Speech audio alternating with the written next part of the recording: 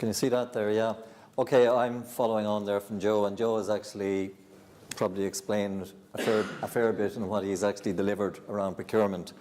But anyway, procurement in the public sector is a tough one. I think some of the SMEs here have even said to me privately, we'll keep away from that, it's just too tough. It's not worth all the effort. But as Joe rightly said, the public sector has to make the big savings. Between now and 2020, the actual savings in Ireland, relative to maybe 2010, have to be up around 33%. That's a huge saving. And it's going to be a tight one. And I think they're going to have to use EPC, as we'll see later, as a vehicle to realise these savings. Right. The performance contracting at a glance, I think I'm not going to bore you a whole lot more with it, but we start off with baseline energy costs. We bring in an ESCO, or could be a network of ESCOs, as we're trying to do in EPC Plus. Thanks, Joe, very much again. And basically, we take most of the savings here to pay off the guy who has put up the money. We might, take some savings here, and then after the contract period, all the savings revert back to the client, the building owner. So that's in theory. Now, when I say EPC, it's only a concept. There are people here, Alan has just left, but there are people here using this in their own business, day by day. Declan down there in CHP will call it something else. Am I correct, Declan? Discount energy purchase scheme. There are only concepts. This has been working in some of our clients here all along. And I think when we get to the discussion stage, we'll actually learn a hell of a lot more. And I suppose the challenge as well is the likes of Declan and the people who are operating it have to take it and maybe then help the people who are not using it in the network. Or maybe they can broaden their own area of services by going outside our traditional domain and offering a better service overall to the client. Now, in the past, I'm new in this project. Alex Hamilton managed this in the past, and I had to take over when she left her organisation. But she did this training report, which was one of the first things we had to do, and it was basically to identify what did EPC require in terms of training. I think there'll be no surprises here. Risk, there's risk in EPC for the ESCO. It gets transferred to the ESCO or the ESCO network. The monitoring and verification we heard this morning, that can be very complex. IP, MVP can be very difficult. And then what I'm going to deal with here is the contracting and public sector contracts on the bottom there. But, there's no surprises there. They all require training. Right, directives from Europe are, the 2012 number 27 mentions specifically energy performance contracting with a long definition, which I'm not going to repeat. But generally, they're very au fait. They want it, they welcome it. And then the European Performance of Building Directive also says that authorities, public authorities, should be the exemplar. They should set the example out there for everybody else. So, there's positiveness coming from Europe. And in fact, on the bottom there, there's procurement directives as well, which also favour and are welcoming EPC. And Ireland has translated all that European regulations into Irish standards. SI there is statutory instrument. It's just another word for our regulation. And basically says that public bodies are encouraged to avail of EPC, including engaging energy service companies, ESCOs, and I'm sure ESCO networks where appropriate. And there's the full laws down there in terms of procurement as well, which are all, at least positive. In any energy project, as we saw, a number of phases, identify the project, as Joe said as well, simple audit. And then we have a choice maybe when we get down here whether traditional procurement or energy contracting. Now, Joe answered them very well, I thought. We can basically tip the balance here in favour of energy contracting for the reasons he said. Guarantee, other reasons. Really, the client may have to make no investment. Now, I think he might have to make some. Most public authorities that I know, and I worked in one, will issue the mantra, we don't want to engage in anything else other than core business. I've heard that so many times. Our mainstream activity is education, health, or whatever. Energy saving? No. Great. Bring in somebody else from outside and do it. So there's a lot going here at this decision process. And then you need to put the whole project together for procurement. A lot of work, huge amount of work. Tipperary Energy Agency, and I'm sure could email yourselves here from Europe, have a lot of experience of going to the tender platform, not only putting projects up there, but also answering projects. And in fact, it takes weeks and weeks of work. But they have the tools to do it, and they're good at it. That's, often very useful for somebody who is supposedly looking at this for the first time. I'm not going to, it's the same thing basically, just move along. Now, to be perfectly honest, I asked a girl in the office who was very good, a colleague of mine who was excellent around this whole area of tenders to do this paper, but unfortunately she was a bit tied up.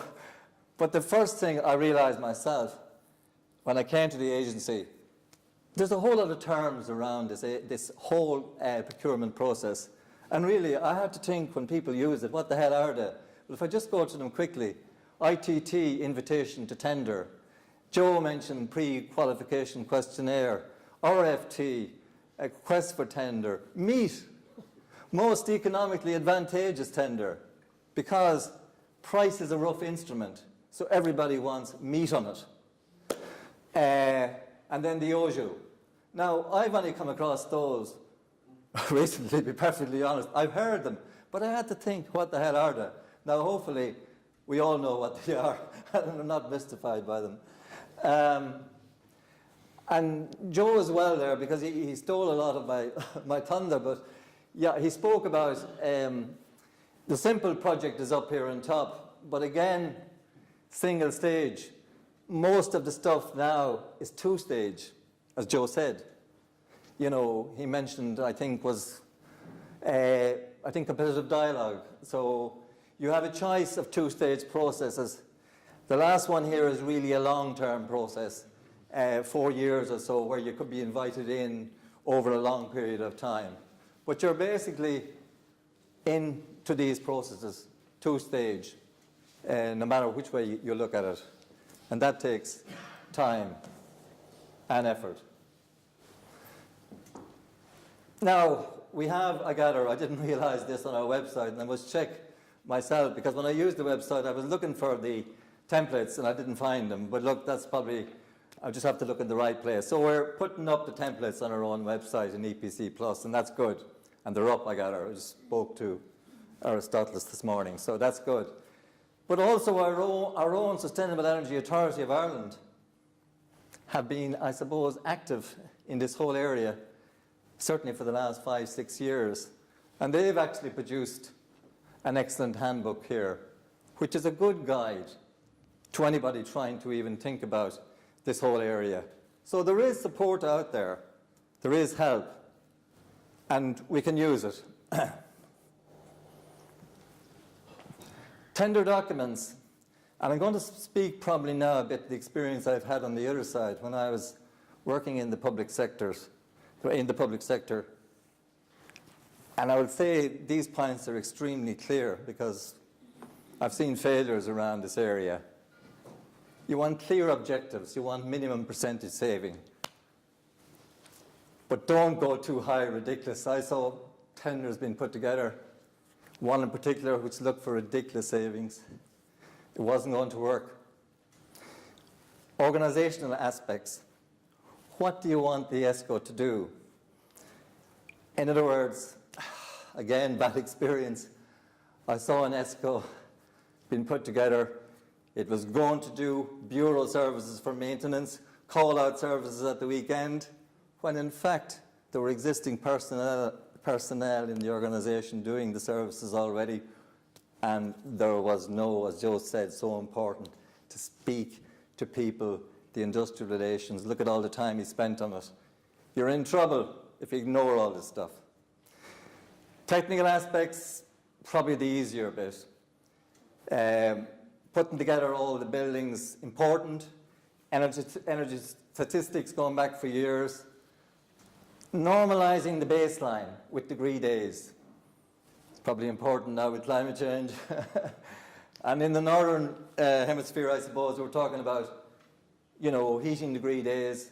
In the southern hemisphere, the Greece in Bulgaria, if they were maybe replacing air conditioning, they would certainly be looking at cooling degree days.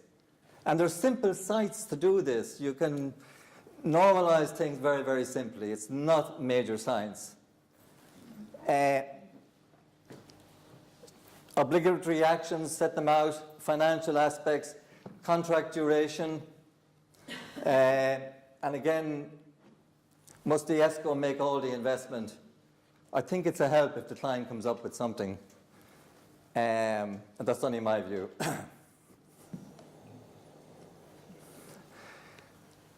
I'm going to say a bit about a facilitator because I took this slide from a previous project and it won't be anyway new to a lot of you. I think it's transparence or EESI.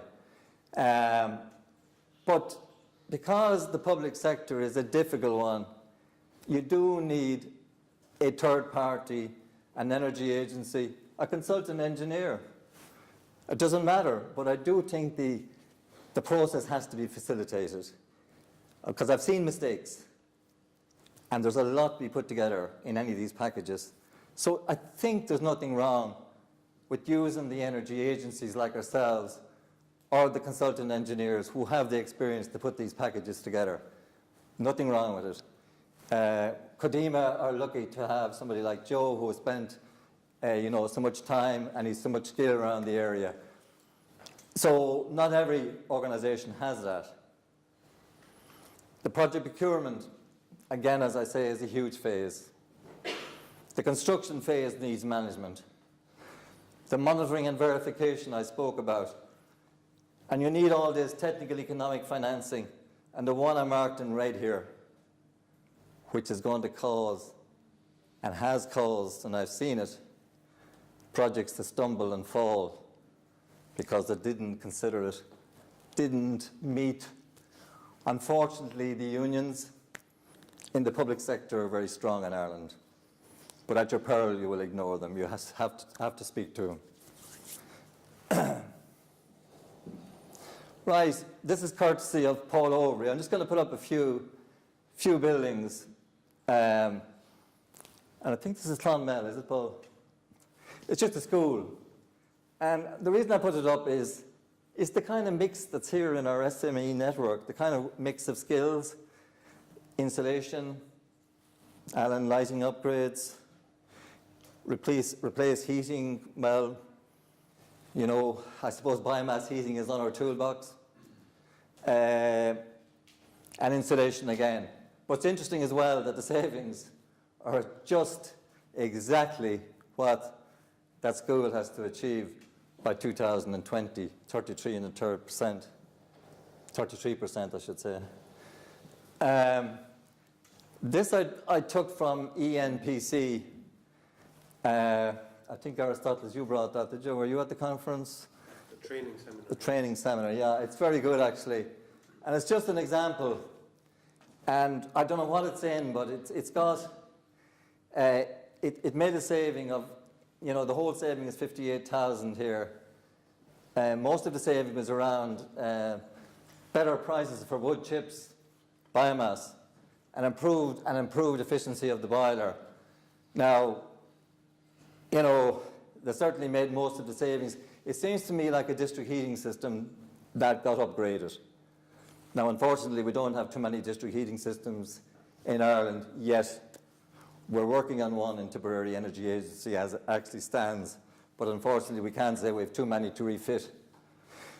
Again, heat circulation system, PJ, that's pumps for you. So you can see the reason I put it up there, again, controls. It's a good mix of what we're all about here, especially with our SMEs. And this is one more from Hohenheim University in Germany. And again, it's big. It's bigger, huge actually, relative to what we're talking about. You can see the investment of 4.4, maybe even a bit too big, but the reason I put it in, it's a nice mix. Combined heat and power, renewal of the heating and air conditioning, replacement of heating technology, and installation of a new cooling system. So all those technologies are a nice mix of what we have here in the room. Maybe not at that scale, but you can meet the scale with the requirements. Okay, I'm just going to summarize now very quickly. EU and national policy is favourable to EPC, we've seen that. We have loads of contract documents and templates available, so we don't need to go rewriting the book there. In fact, legal people have probably put a lot of effort, certainly in Ireland, into formulating those documents, so maybe we can save some money there. There's facilitation and support. Well, I'm saying you need facilitation. The whole process needs facilitation and support. It's so big for the public sector. There's no doubt about that in my mind. And maybe there are energy saving opportunities available, needing the multidisciplinary approach that we spoke about. So I've nothing else I want to add, so if anybody has any questions.